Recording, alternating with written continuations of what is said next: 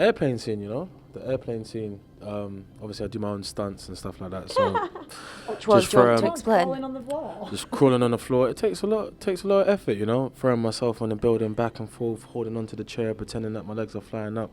A lot of core strength needed for that one. So yeah, that's my favorite bit.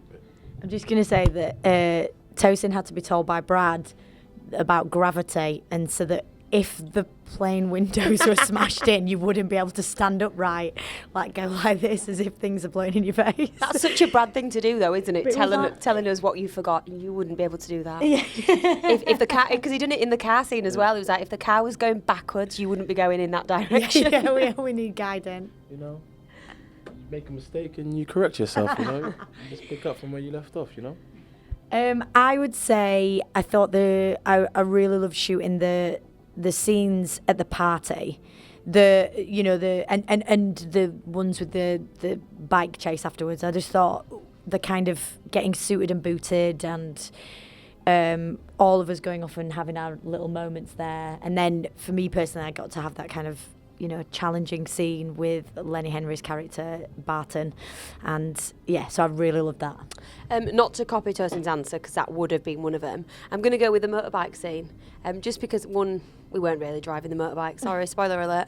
But it was with Sasha. It was a great day. It was really hot. We were getting pulled on a little trailer, and then we had to. Some of the screams were real. Actually, I realised I'd kept them in. I don't know what I was screaming for, but I remember one of them was actually like a real me scream. So that was fun. Me scream. Obviously, Yaz has a different scream, so I can differentiate them. Yeah. It's hers. Her scream.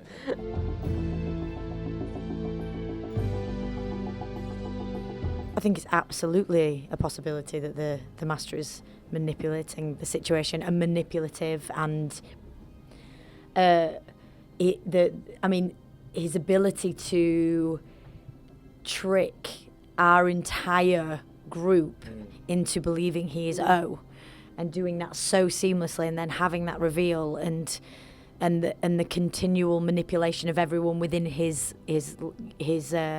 life as well. Like, he's manipulating the Kasavin, he's manipulating Daniel Barton to some extent. I think that's a huge character trait of his, and I think but I think the sight of Gallifrey burning, there is no two ways to take that the planet is on fire and it's been destroyed, and then to discover that it was him is completely heartbreaking for the Doctor. But it definitely could be for personal gain. Yeah. On his part. Yeah.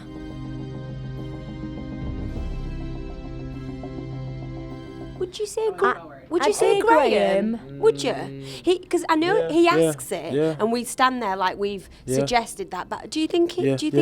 Would you say it's him? Yeah. I would say. I think it's out of you, Yaz and Graham. I think I'm quite like, I just admire her so much that I believe. Where he's very logical. He's the person that's going, whoa, let's just be careful, and he's got a lot to lose because you're his grandson. But do you think, with what you've gone through in that episode, where in episode 1 of the season, where you thought you the fact that you are risking your life and it's for somebody you don't know. Yeah, but I think you're right. But I do think it's him that goes, because he's also mentioned it before. We all care. We all care now at this point. Who we've been going around with for a year. Look, you shouldn't go with strangers. We all know that. You taught that when you're little, don't go off with strangers. Well, that ruins the premise of Doctor Who as a show, doesn't it? Why? Because that's what the companions do. Yeah. Well, she's going to have to go by herself now, because you don't go off with strangers.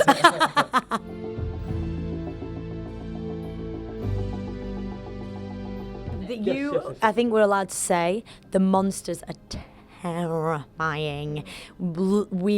We in real life absolutely bricked it. At one moment we were a bit worried about Brad. I mean, he's the older one of the group. We didn't want him having a keeling over halfway through a scene. But just, there is the prosthetics and the prosthetic makeup and costume department of this particular monster is extraordinary. And the location. Yeah, the location was. Yeah, we got a holiday out of that, innit? No. But it rained. It rained. Yeah, it was nice. We were abroad. Yeah, Tenerife.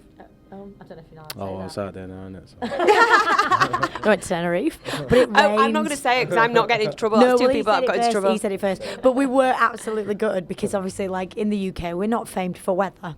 There's many things we can celebrate, but like sunshine is not one of them. And so all of it, like the crew and everyone, they packed like shorts and flip flops. So, oh my It was God, torrential rain. It was torrential rain. It was freezing, and we were all like. They couldn't see anything. They went up to film, didn't they? Up some things, up some dots, and they couldn't see anything because of the rain. So I just stayed in my trailer for a while. We might as well be in Paris. And there was a lot of real screaming, a lot of me screams in that because of the monsters. You need to be a bit better at this method acting if you're going to mix up your screams. We're not going to know what it is. Is it Oh, you? I know. Is it When I Yas? Is look at it, you? I'm like, that's a me scream, and these monsters caused me screams. Yeah, you have a few. I got a few moments where I'm screaming in a high pitch For voice, real? but, you know, it doesn't. For real. Yeah. So we haven't really told you anything about the episode, but It's a good one. It's and a really good one. James looks amazing. Yeah, it does look amazing, and it was great fun. It was really good fun.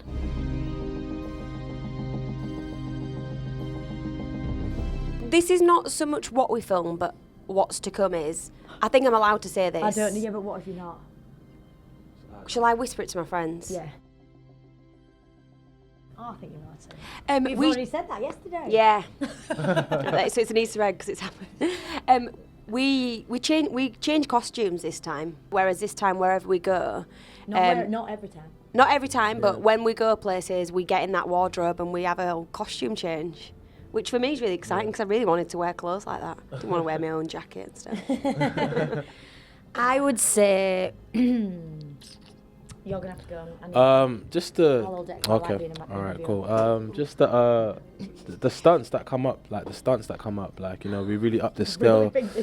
Oh We my God, really- when you see it as When you say, well. what if it's been cut? No, I ain't gonna be cut. It's not even a I'm telling you, stunt. it's in the final. It's bit the of a final edit. fall. It's the final edit. It was a jump into a roly poly, but you know what I Really? mean. Do you think It's stunt epic. men It's and epic. stunt women It's use epic. terms as It's roly epic. poly? You know what I mean? You know what I mean? It's fantastic. But just like the stunts and like the scale of the stunts, not just my particular Yeah. stunt or whatever, but just the whole season and the scale that we did that, and that's quite cool and quite exhilarating and stuff like that.